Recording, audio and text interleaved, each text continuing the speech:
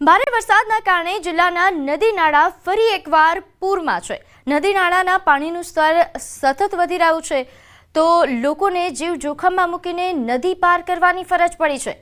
જિલ્લા મુખ્યાલયને અડીને આવેલા તાંડુલ નદીના હીરાપુર અનિકટનો એક ફોટો સામે આવ્યો છે, જેમાં મોડી સાંજ પછી પણ લોકો અંધારામાં વહેતી નદી પાર કરતા જોવા મળે છે। જ્યારે પાણીનો પ્રવાહ એટલો જોરદાર છે કે એક નાની ભૂલ પણ લોકોના જીવ લઈ શકે છે। આ પરિસ્થિતિ છત્તીસગઢની છે।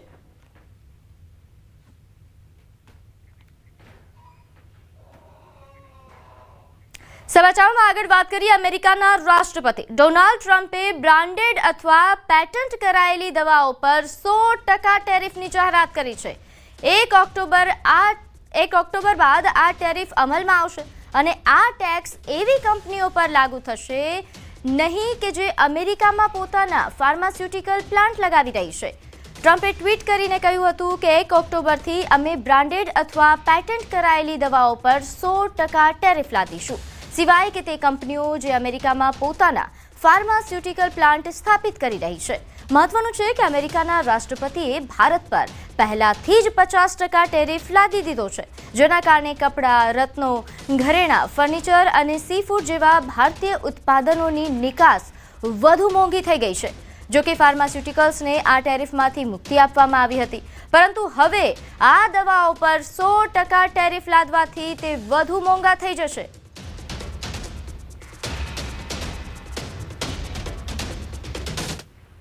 આગળ વાત કરીએ। અમદાવાદના ગેંગરેપ કેસમાં સૌથી મોટો ખુલાસો સામે આવ્યો છે। 4માંથી 1નું કનેક્શન સાયકો કિલર સાથે નીકળ્યું। એન્કાઉન્ટરમાં મૃત્યુ પામેલા સાયકો કિલર વિપુલ પરમાર સાથે ચોરીના એક ગુનામાં સંડોવાયેલો છે એક આરોપી। ગેંગરેપ કેસમાં પોલીસે 4 આરોપીઓની ધરપકડ કરી છે। ધરપકડ બાદ પૂછપરછમાં મોટો ખુલાસો થયો। આરોપીઓ 19 થી 22 વર્ષની ઉંમરના છે અને શાહીબાગ વિસ્તારમાં સગીરા સાથે ગેંગરેપ થયો હતો। 15 વર્ષીય સગીરા સાથે ગેંગરેપની જે ઘટના બની હતી, પાડોશમાં રહેતા 4 નરાધમોએ ગેંગરેપ ગુજાર્યો હતો। શાહીબાગ પોલીસ દ્વારા ગુનો નોંધીને આગળની કાર્યવાહી હાથ ધરાઈ છે। આ કેસમાં પોલીસે અક્ષય ઉર્ફે સેંધો, વસંતભાઈ મહેરિયા, પાર્થ ઉર્ફે ગોઠિયો, ધરમસિંહ પરમાર અને અવિનાશ ઉર્ફે પપ્પુ, દિનેશ પરમાર અને દશરથ ભૂપતભાઈ ઠાકોર નામના આરોપીઓને દબોચી લીધા છે।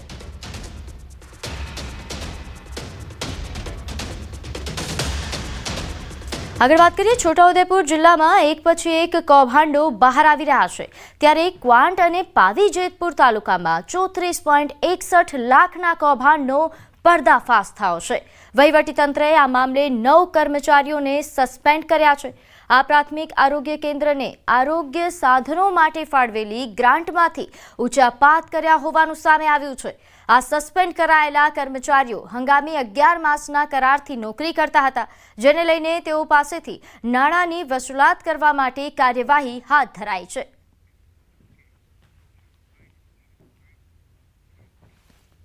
જેતપુર, પાવી તાલુકો, છોટાઉદેપુર અને કવાંટ તાલુકામાંથી અમે કામગીરી પૂર્ણ કરી દીધેલી છે અને ત્યાં અંદાજિત લગભગ 9 જેટલા કર્મચારીઓ આ બાબતમાં ખોટી રીતે એનું દુરુપયોગ કરીને પૈસાની ઉચાપત કરેલ જણાય છે।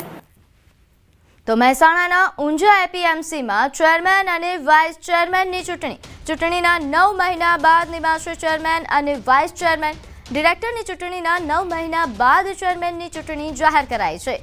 આજે ઊંઝા એપીએમસીમાં ચેરમેનની ચૂંટણી યોજાશે। 11 વાગે ઊંઝા એપીએમસી ખાતે આ ચૂંટણીનું આયોજન કરવામાં આવ્યું છે। ઊંઝા એપીએમસીમાં લાંબા સમયથી વહીવટદાર છે। ચૂંટણી અધિકારી નાયબ નિયામક એપીએમસી ગાંધીનગરની અધ્યક્ષતામાં આ ચૂંટણીનું આયોજન થયું છે।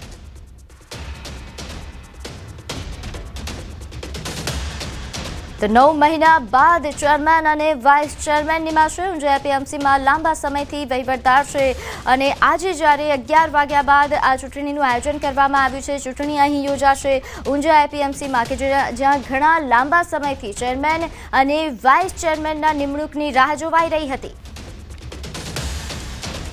ત્યારે હાલ આ મામલે વધુ વિગત સાથે આપણી સાથે સંવાદદાતા કેતન જોડાઈ ગયા છે।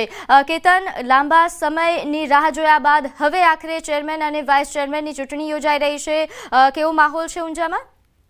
ચોક્કસથી જણાવી દઉં કે ઊંઝા એપીએમસીની અંદાજિત 9 મહિના પહેલા ચૂંટણી યોજાઈ હતી. ત્યારબાદ હાલમાં જે કેટલા સમયથી જે ખેડૂતો હોય છે, વેપારીઓ હોય છે, જે જીતેલા ડિરેક્ટરો હોય છે, તે તમામ હોય છે તે ચેરમેન અને વાઇસ ચેરમેનની ચૂંટણી યોજાઈ તેના માટે તમામ પ્રયત્નો કરવામાં આવ્યા હતા. પરંતુ ક્યાંક ને ક્યાંક આ જે ચૂંટણી હોય છે તે રાજકારણના કારણે અટવાઈ હતી. પરંતુ આખરે તેનો જે અંત આવ્યો છે અને આજે સવારે 11 કલાકે આજે ચૂંટણી યોજવામાં આવશે. ચોક્કસથી જે રસાકસી હતી ચૂંટણી સમય તે જ રસાકસી હાલમાં પણ જોવામાં આવી રહી છે. લોકો આતુરતાથી રાહ જોઈ રહ્યા છે કે નવા 5 વર્ષ માટે નવા ચેરમેન કોણ બને છે, વાઇસ ચેરમેન કોણ બને છે. કેમ કે ઊંઝા એપીએમસી જે મહત્વની એપીએમસી છે, એશિયાની જે મોટા મોટી એપીએમસી હોય છે તેમની પણ એમાં ઘણા બધા જે કરોડો રૂપિયાનું ટર્નઓવર હોય છે. તેના માટે આના પર સત્તા મેળવવા માટે હાલમાં જે હોય છે ભાજપના જે જૂથો હોય છે તે ચૂંટણી વખતે પણ સામસામે દેખાય છે. ત્યારે જોવાનું રહ્યું કે આ એપીએમસીની ચૂંટણીમાં જ્યારે ચેરમેન કોણ બને છે, વાઇસ ચેરમેન કોણ રહે છે. જી, કયા કયા દિગ્ગજો છે આ રસાકસી ભરેલી ચૂંટણીમાં? કોની વચ્ચે જંગ જામ્યો છે? ચોક્કસથી હાલ તો જે દિનેશભાઈ પટેલનું જે જૂથ હોય છે તેમની જે સત્તા છે, કારણ કે ચૂંટણીમાં પણ તેમની સત્તા જોવા મળી હતી, એટલે હાલ પણ તેમનું જે સત્તા હોય છે તે જોવા મળી રહી છે. પરંતુ સરકાર આજે સરકારનું ખૂબ મહત્વ રહેલું છે, કારણ કે ભાજપ પણ આજ રોજ મેન્ડેટ આપી અને ચેરમેન વાઇસ ચેરમેન ચૂંટશે અને હાલમાં કહી શકાય છે કે ભાજપ જે નક્કી કરશે તે જ ચેરમેન અને વાઇસ ચેરમેન બનશે તે ફાઇનલ છે. જી, આભાર માહિતી આપવા બદલ. તો આગળ વાત કરીએ મહત્વના સમાચાર અમદાવાદથી. અમદાવાદની 7th ડે સ્કૂલમાં વિદ્યાર્થીની હત્યાનો કેસ. ડીઓના આદેશ બાદ પણ શાળામાં ખામીઓ દૂર નથી કરાઈ. જે સામે આવ્યું છે, ડીઓ દ્વારા 2 ઓબ્ઝર્વર મુકાયા. સરકારના આદેશ બાદ શાળામાં 2 ડીઓ કચેરીના અધિકારીઓ શાળામાં હાજર રહેશે. શાળા શરૂ થયા બાદ તમામ ગતિવિધિ પર નજર રાખશે. વિદ્યાર્થીની હત્યા બાદ લાંબા સમયથી સ્કૂલ બંધ છે. વિદ્યાર્થીની હત્યા બાદ વાલીઓ અને વિદ્યાર્થીઓમાં ભય ફેલાયો છે. તો 7th ડે સ્કૂલ કે જેમાં ખામીઓ હજી સુધી દૂર નથી કરાઈ. ડીઓએ શાળામાં 2 ઓબ્ઝર્વર મૂક્યા છે, જે આ તમામ ગતિવિધિઓ પર ધ્યાન રાખશે.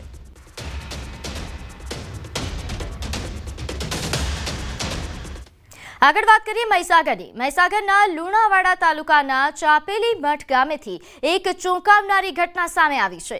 વિધવા બહેનના નામની 20 એકર જેટલી જમીન પચાવી પાડવા ભાઈએ હદ વટાવી દીધી.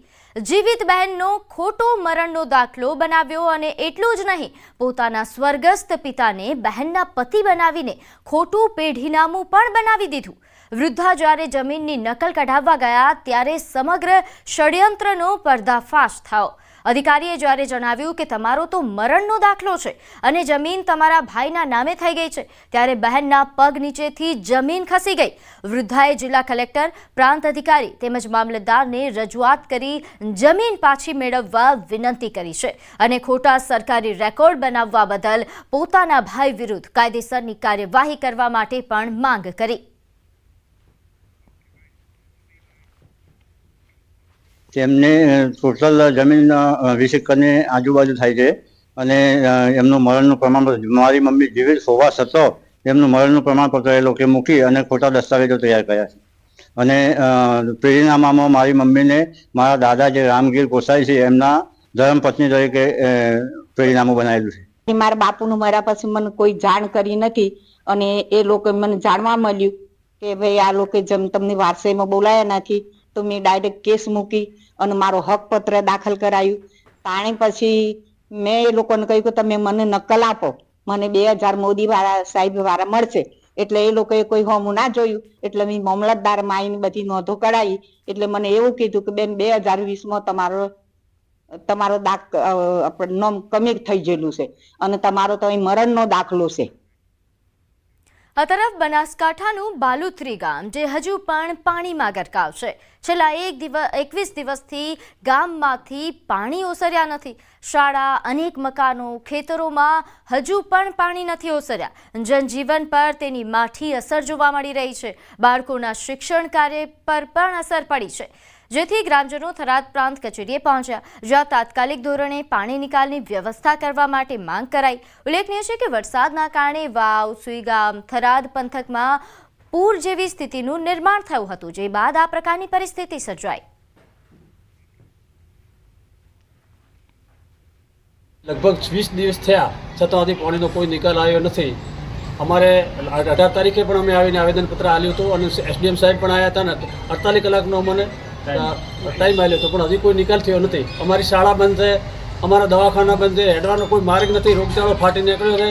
એટલે અમે ખૂબ તકલીફમાં. હવે અમે કોઈ કે ભૂખ હડતાળ ઉપર બેસવા આવ્યા હતા. કોઈ આરો નથી, પશુનો આરો નથી, મોણોનો આરો નથી, તો મોણોને ખાવા પીવાનું નથી. અમુક જગ્યાએ તો સાહેબ મળે છે તો ઢોરોને શું ના કે ગાય બળી ગયું, બધું પાણી પડ્યું છે, ચોથી લાવીને મોણો કરીએ. રાજ્યના કૃષિમંત્રી રાઘવજી પટેલે બનાસકાંઠાની મુલાકાત લીધી. રાઘવજી પટેલે થરાદ, વાવ, સુઈગામની મુલાકાત લીધી, અતિવૃષ્ટિગ્રસ્ત ગામોની મુલાકાત લીધી અને પાકનું નિરીક્ષણ કરી ખેડૂતો સાથે સંવાદ કર્યો. અતિવૃષ્ટિથી પાકને ભારે નુકસાન થયું હોવાનો કૃષિમંત્રીએ સ્વીકાર કર્યો છે. સરકાર સરહદી વિસ્તારના નાગરિકોની ખડે પગે છે તેવું તેમનું નિવેદન છે. સર્વેની કામગીરી પૂરજોશમાં ચાલી રહી છે તેવી પણ તેમણે માહિતી આપી. સાથે તેમણે જણાવ્યું કે ખેડૂતોને સહાય કરવા માટે સરકાર કટિબદ્ધ છે. રાઘવજી પટેલે થરાદના ખાનપુર અને વાવ તાલુકાના ભાટવડ તેમજ સુઈગામ તાલુકાના કોરેટી અને ભરડવા ગામની મુલાકાત લીધી હતી. કે વ્યાપક પ્રમાણમાં પશુધનની હાનિ થઈ છે. ખેડૂતોનો ઊભો પાક પાણી ભરાઈ રહેવાથી ખેતરોમાં સુકાઈ ગયો છે અને ખેતીલાયક જમીનનું મોટા પાયે ધોવાણ થયું છે. શક્ય તેટલી સરકાર તરફથી મદદરૂપ થવાની હૈયાધારણા આપી છે. તો આ તરફ અરવલ્લીના મેઘરજના રેલાવાડા ગામે ખેડૂતો મુશ્કેલીમાં મુકાયા છે. વધુ વરસાદના કારણે 200 વીઘા કરતાં વધુ જમીનમાં કરેલ સોયાબીનનો પાક એ પાણીમાં ગરકાવ થયો છે, જેના કારણે ખેડૂતોને લાખોનું નુકસાન થવાની ભીતિ સેવાઈ રહી છે. ખેડૂતોએ સરકાર પાસે વળતરની માંગ કરી.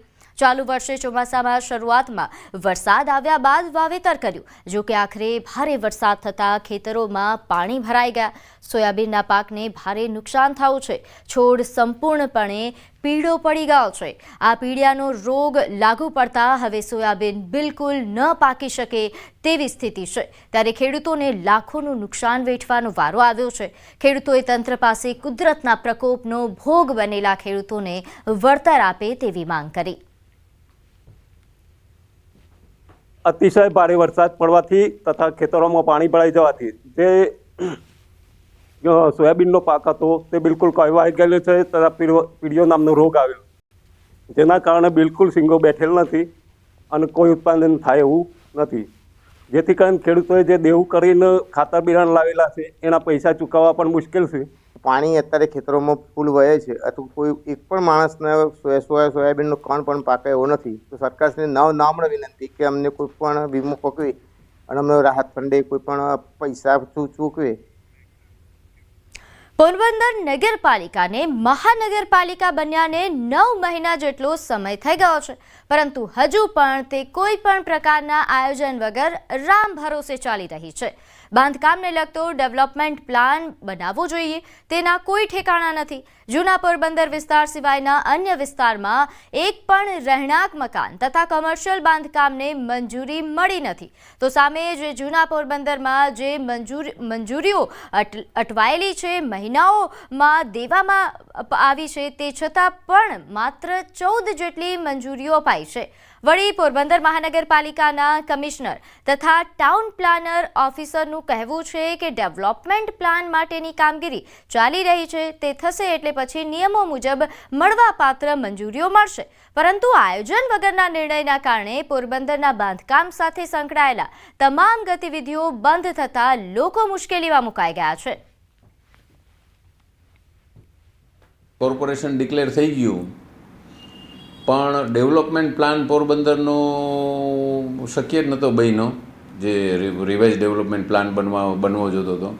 જેથી કરીને હવે ખાલી જે જૂનું પોરબંદર છે એની અંદર મંજૂરીઓ મળે છે, પણ જે આપણા વિકસતા વિસ્તારો છે કે જેની અંદર આપણે કહીએ કે જે મધ્યમ વર્ગને જ્યાં મકાન બનાવવું પોસાય એવું છે, કોઈ જગ્યાએ અત્યારે મંજૂરી મળતી નથી. તો તમે કલ્પના તો કરો કે કેવી તકલીફ પડતી હશે બધી. પોરબંદર મહાનગરપાલિકામાં જેટલા પણ ગામો છે, રોકીરા, ખાપટ, ધરમપુર, દિગ્વિજયગઢ જેવા દરેક તમામ 7 ગામો, તે ગામોના ગામતળ અને ગામતળથી 300 મીટરની પેરીફેરીમાં આવતા તમામ પ્રકારના જમીન પર આપણે બાંધકામની મંજૂરી આપીએ છીએ. એ માત્ર રહેણાંક અને વાણિજ્ય માટે જ મંજૂરી આપવામાં આવે છે. મહાનગરપાલિકા બની અને જે અમારી પાસે પડતર અરજીઓ છે એ પડતર અરજીઓમાં કેટલીક પૂર્તતાઓ કરવા માટે અમે જે તે એન્જિનિયરને જણાવવામાં આવેલ છે અને એન્જિનિયર દ્વારા આ જે પૂર્તતા જે જણાવેલી છે એ પૂર્તતા પૂરી કરવામાં આવતી તરત જ એને મંજૂરી આપવાની કાર્યવાહી કરવામાં આવશે. રાજ્ય સરકાર દ્વારા બનાસકાંઠા જિલ્લામાં 4 નવા તાલુકાઓ બનાવીને તેનું નોટિફિકેશન બહાર પાડી દેવાયું છે. પાલનપુર તાલુકાના સૌથી મોટા ગઢ ગામને તાલુકો બનાવવાની છેલ્લા 30 વર્ષથી માંગ થઈ રહી છે, પરંતુ તેને તાલુકો ન બનાવતા ગઢગામ સહિત આજુબાજુના 30 ગામોના લોકોએ ગઢગામ ભેગા થઈને સૂત્રોચ્ચાર કરી ઉગ્ર વિરોધ નોંધાવ્યો. ગઢગામમાં સરકારી હોસ્પિટલ, પશુ દવાખાનું, પોલીસ સ્ટેશન, વિદ્યુત કચેરી સહિત અનેક સરકારી કચેરીઓ આવેલી છે. ગઢગામમાં અનેક કચેરીઓ, બેંક, 100 જેટલા હીરાના કારખાના હોવાથી આજુબાજુના ગામોના લોકો ધંધાર્થે ગઢગામમાં રોજ અવરજવર કરે છે. તેની ગઢ પંથકના વિસ્તારના વિકાસ માટે ગઢને તાલુકો બનાવવો જોઈએ તેવી માંગ વર્ષોથી થઈ રહી છે, જેથી લોકોએ કહ્યું કે માંગ નહીં સંતોષાય ત્યાં સુધી તમામ ચૂંટણીઓનો 30 ગામના લોકો સામૂહિક બહિષ્કાર કરશે. 13 તાલુકાઓ ગુજરાતની અંદર જાહેર થયા. ગઢ ગામની લગભગ 30 વર્ષથી માંગ છે કે ગઢને તાલુકો બનાવો. ગઢની આજુબાજુ લગભગ 35 ગામો આવેલા છે. ગઢ મોટું ગામ છે, 15 થી 20 ઘર વસ્તી ધરાવતું ગામ છે અને મોટું ગામ છે. ગઢ ગામની અંદર ઘણી બધી સુવિધાઓ એ સરકાર જો તાલુકો જાહેર કરે તો ઘણી સુવિધાઓ ઉપલબ્ધ એટલે ઘણો ખર્ચ પણ ઉતરે એમ નથી. તો સરકારને વિનંતી કરીએ છીએ કે ભાઈ જલ્દીમાં જલ્દી આ રાહ અમે કેટલા દિવસ જોઈશું, અમને તાલુકો અર્જન્ટમાં રાતોરાત કર્યો. ગઢને તાલુકો બનાવવા માટે વારંવાર આવેદનપત્રો આપવા છતાં ધારાસભ્યની ચૂંટણી હોય, સંસદ સભ્યની હોય, ગમે તે હોય, જિલ્લા પંચાયતની હોય કે તાલુકા પંચાયતની હોય, છતાં પણ નેતાઓને વારંવાર રજૂઆત કરવા છતાં અમને કોઈ તાલુકા માટે બહિષ્કાર કરવામાં આવ્યો છે. અમારો જો 4 તાલુકા આપ્યા અને અમને તેમાંથી બાકાત કરવામાં આવ્યા છે. અમારી વર્ષો જૂની માંગણી છે કે ગઢને તાલુકો બનાવવો. ધારાસભ્યની, સંસદ સભ્યની, તાલુકા પંચાયત, જિલ્લા પંચાયતની ચૂંટણીઓ આવે એટલે અનેક નેતાઓ વચનો આપીને જાય છે પણ ગઢને તાલુકો બનાવતા નથી. તો હવે અમે આવતા સોમવારથી કલેક્ટરમાં આવેદનપત્ર આપશું એક, અને જે બી રાજકીય પક્ષના કે વિરોધ પક્ષના કોઈ બી નેતાઓ જ્યારે ચૂંટણી પ્રચારમાં આવશે એટલે એનો સદંતર અમે બહિષ્કાર કરશું. જીએસટી ઘટાડાની સમજ આપવા માટે યોજાયેલા કાર્યક્રમમાં રાજ્યના નાણામંત્રીએ કહ્યું કે આ ઘટાડો કદાચ કેટલાક કિસ્સામાં તાત્કાલિક ન જોવાય, કારણ કે જૂનો સ્ટોક હોઈ શકે છે, તે બાદ ટેક્સ નીકળી જશે અને ફ્રેશ સ્ટોક આવતા તેનાથી ગ્રાહકોને ફાયદો થશે. ઉપરાંત કેટલીક ફૂડ પ્રોડક્ટ અને એમઆરપી કે આગળની ટેડ હોય તો તાત્કાલિક સુધારો નહીં દેખાય. પહેલા ડેટ સુધરીને આવશે અને ફ્રેશ સ્ટોક આવશે, તે બાદ ગ્રાહકોને ફાયદો થશે. વાપીમાં આયોજિત કાર્યક્રમમાં નાણામંત્રીએ આ વાત કરી. અત્યારે તાત્કાલિક કદાચ થોડા દિવસ નહીં દેખાય સુધારો કે ભાવ ઘટાડો, એનું કારણ એ હોઈ શકે કે જૂનો સ્ટોક હોઈ શકે. એ જૂના સ્ટોક ઉપરની એમનો જે સેસ હોય કે જીએસટી હોય કે કોઈ પણ જાતનો બીજો ટેક્સ હોય કે એ બધું નીકળી જશે. ફ્રેશ સ્ટોક આવશે ત્યારથી દરેકને આમાં 100% ફાયદો થવાનો છે. ફૂડ પ્રોડક્ટ્સો છે એ એમઆરપી કે એની આગળની ડેટનું પ્રોડક્શન હશે તો એના પર તાત્કાલિક સુધારો નહીં થશે, કારણ કે એ બધું જીએસટી ને એ બધું સુધારા પહેલાં પેડ થઈને આવ્યું હશે. પણ તો હવે પછી જેમ સમય જશે, પૂરો સ્ટોક પૂર્ણ થશે, ફ્રેશ સ્ટોક આવશે, ત્યારથી આ સુધારાની અસર જણાશે. આગળ વાત કરીએ એક મહત્વના સમાચાર. આજે મુખ્યમંત્રી અને CR પાટીલ મોટી જાહેરાત કરી શકે છે. થોડી વારમાં જ કમલમમાં પ્રેસ કોન્ફરન્સ યોજાશે. મુખ્યમંત્રી ભૂપેન્દ્ર પટેલ કમલમ પહોંચ્યા છે. નોંધ્ય છે કે ગતરોજ આ પ્રેસ કોન્ફરન્સને લઈને માહિતી આપવામાં આવી હતી. ગાંધીનગર ખાતે મુખ્યમંત્રી અને CR પાટીલ મોટી જાહેરાત કરે તેવી શક્યતાઓ વર્તાઈ રહી છે. થોડી વારમાં જ કમલમમાં પ્રેસ કોન્ફરન્સ યોજાશે અને તે બાદ આ સસ્પેન્સ પરથી પડદો ખુલશે. તો મુખ્યમંત્રી ભૂપેન્દ્ર પટેલ હાલ કમલમ પહોંચ્યા છે અને થોડી વારમાં જ પ્રેસ કોન્ફરન્સનું આયોજન થશે અને મોટી જાહેરાત થાય તેવી પૂરેપૂરી શક્યતાઓ છે. 2 મહત્વપૂર્ણ એવા મુદ્દાઓ છે જેની ચર્ચાઓ થઈ રહી છે, જેને લઈને જાહેરાત થઈ શકે છે. સૌથી પહેલા વાત એ પ્રદેશ પ્રમુખ કોણ હોય કદાચ એની પણ જાહેરાત થાય તેવી ચર્ચાઓએ જોર પકડ્યું છે. બીજી તરફ મંત્રીમંડળમાં ફેરફારને લઈને ઘણા સમયથી ચર્ચાઓ ચાલી રહી હતી, કદાચ તેને લઈને કોઈ માહિતી બહાર પાડી શકાય એમ છે. ત્યારે આજે પ્રેસ કોન્ફરન્સ બાદ સસ્પેન્સ પરથી પડદો ઉઠી શકે છે. મુખ્યમંત્રી અને CR પાટીલ દ્વારા કોઈ મોટી જાહેરાત થાય તેવી પૂરેપૂરી શક્યતાઓ છે. થોડી વારમાં જ કમલમમાં પ્રેસ કોન્ફરન્સ યોજાશે. હાલ કમલમ ખાતે મુખ્યમંત્રી ભૂપેન્દ્ર પટેલ પહોંચી ચૂક્યા છે. નોંધનીય છે કે CR પાટીલ સાથે આ પ્રેસ કોન્ફરન્સ યોજાવાની છે, જેને લઈને વધુ વિગત સાથે આપણી સાથે ગૌતમ જોડાઈ ગયા છે. ગૌતમ, આજે કોઈ મોટી જાહેરાત થાય તેવી પૂરેપૂરી શક્યતા છે? જી બિલકુલ, પ્રદેશ ભાજપની થોડી વારમાં પત્રકાર પરિષદ જે છે તે યોજાવાની છે. પત્રકાર પરિષદની વાત કરીએ તો મુખ્યમંત્રી ભૂપેન્દ્ર પટેલ અને ભારતીય જનતા પાર્ટીના પ્રદેશ પ્રમુખ અને કેન્દ્રીય મંત્રી CR પાટીલ જ્યાં પત્રકાર પરિષદ જે છે તે સંબોધવાના છે. મહત્વનું એ છે કે આત્મનિર્ભર ભારત સંકલ્પ અભિયાન જે છે તે આગામી દિવસોની અંદર ગુજરાતની અંદર યોજાવાનું છે અને તે અંતર્ગતની આ પત્રકાર પરિષદ જે છે તે યોજાવાની છે. મહત્વની વાત એ છે કે હર ઘર સ્વદેશી અભિયાન જે છે તે ઘર ઘર સુધી પહોંચે તેની રૂપરેખાના ભાગ રૂપે તેની અંતર્ગતની મહત્વની જાહેરાત જે છે તે થશે. તે પ્રકારની આ જે પ્રેસ વાર્તા જે છે તે ટૂંક સમયની અંદર સંબોધન થશે. જી ગૌતમ, આભાર. સતત અપડેટ આપનાથી લેતા રહીશું.